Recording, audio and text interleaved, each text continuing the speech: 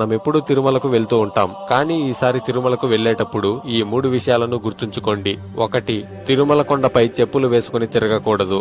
ఎందుకంటే తులసి ఇచ్చిన శాపం వల్ల విష్ణుమూర్తి శాలిగ్రామ శిలగా మారాడు. తిరుమల కొండ కూడా అలాంటి శాలిగ్రామ శిల లాంటిదే.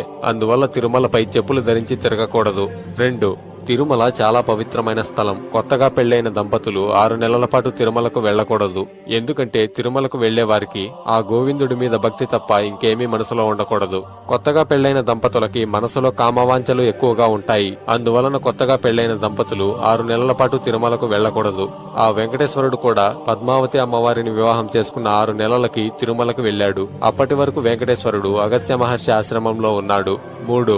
ప్రతి రాత్రి బ్రహ్మతో పాటు మిగతా దేవతలందరూ స్వయంగా స్వామివారిని అభిషేకిస్తారు. అందుకోసం ఆలయాన్ని మూసే ముందు గర్భగుడిలో కొన్ని పుష్పాలని అలాగే కొంత నీటిని ఉంచుతారు. తరువాత మరుసటి రోజు ఆ నీటిలో మరికొంత నీటిని కలిపి